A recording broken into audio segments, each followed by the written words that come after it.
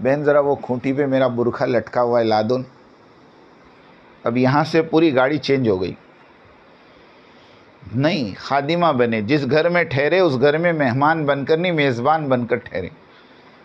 میں تو مثال دیتا ہوں، جس طرح تم اپنے میکے میں جا کر رہتی ہو اس طرح تم جماعت میں گھروں میں رہو.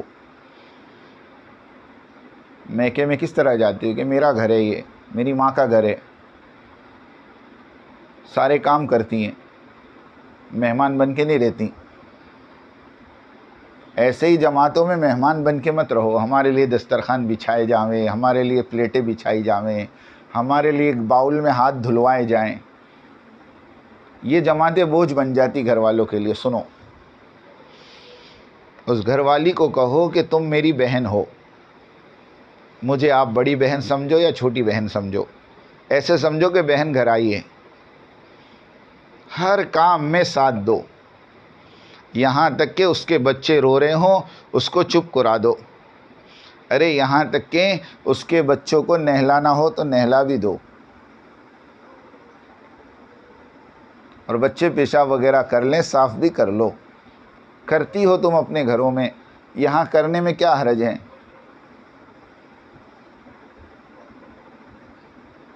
پورا ان کے معاون بنو گھر والوں کے، تاکہ ان کو احساس ہی نہ ہو کہ کوئی باہر کے مہمان آئے ہیں.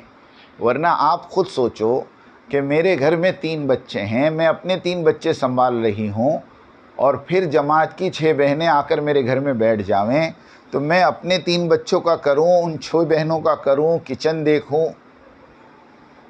کیا کروں؟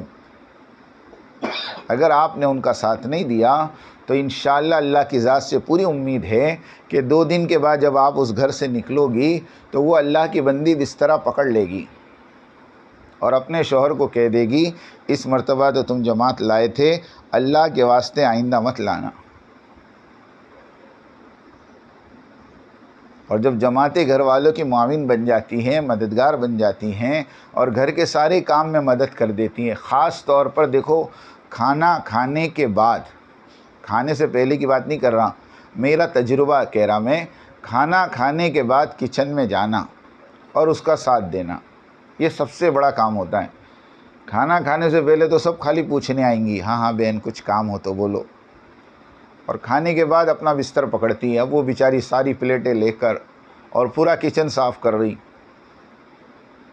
اور اسی میں دوپہر کی تعلیم کا وقت ہو جا رہا. نہیں، اور یہ ضروری نہیں کہ خدمت والی بہن ہی کریں، سب کی ذمہ داری ہے. تو خادمہ بن کر چلے. ایک دوسری بات یہ ہے خدمت کے تعلق سے، جس مکان میں ٹھہرے اللہ کے واسطے اس مکان کی کوئی چیز ہم استعمال نہیں کرے گی، بلکہ میں تو کہتا ہوں کسی چیز کی تعریف بھی نہیں کرے گی، کیونکہ اس کی تعریف بھی سوال ہی ہوتا ہے. ہاں، کہ آپ نے کسی کے گھر میں کوئی چیز دیکھی، بہن بہت اچھی ہے، کہاں سے لائی ہو؟ تو فوراً وہ مقامی بہن کہیں گی آپ لے لو، میں دوسری منگا لوں گی. آپ کو جزاک اللہ، اللہ آپ کو اس کا بہترین بدلہ دے. یہ ہوتا. ایک تو کوئی چیز استعمال نہیں کرنا، دوسرا کسی چیز کی تعریف بھی نہیں کرنا. اب چیزیں 2 قسم کی ہوتی ہیں. سنو، چیزیں 2 قسم کی ہوتی ہیں. ایک تو وہ چیز ہیں جو استعمال سے کم ہوتی ہیں، اور ایک وہ چیزیں ہیں جو استعمال سے کم نہیں ہوتی. مثال کے طور پر صابن ہے، شیمپو ہے، یہ ساری چیزیں، تیل ہیں، یہ ساری چیزیں استعمال سے کم ہوتی ہیں. اس کو تو اجازت لے کر بھی استعمال نہیں کرنا، اجازت لے کر بھی استعمال بولو نہیں کرنا. ورنہ گھر والے کہیں گے ماشاءاللہ دیکھو باتھ روم کے اندر صابن بھی رکھا ہے، شیمپو بھی رکھا ہے، بہن استعمال کر لیں. اور باہر نکلنے کے بعد پیراشوٹ کی بوٹل تیل کی بھی پکڑا دیں گے، دیکھو بہن یہ تیل بھی ہے لگا لو.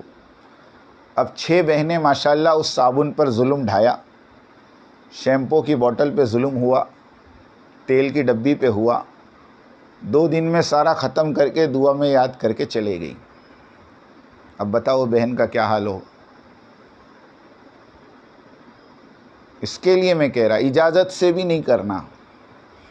اور جو چیزیں استعمال سے کم نہیں ہوتی جیسے ٹاول ہے، آئینہ ہے، کنگھی ہے، استعمال سے کم نہیں ہوگی. اس کے استعمال سے بھی بچنا، کیونکہ بعض لوگوں کو اس سے تکلیف ہوتی ہے. ایسے لوگ ہوتے ہیں جن کا ٹاول کوئی استعمال کرے انہیں تکلیف ہوتی ہے.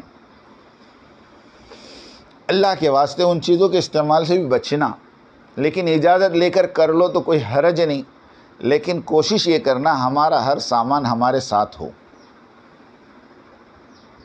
تو اس طرح اگر آپ اپنے سفر کو جاری رکھو گی اور جس مکان میں جاؤ گی اس مکان کی معاون بنو گی تو انشاءاللہ آپ کا یہ سفر شاندار بھی ہوگا، یادگار بھی ہوگا، اور آپ کے اس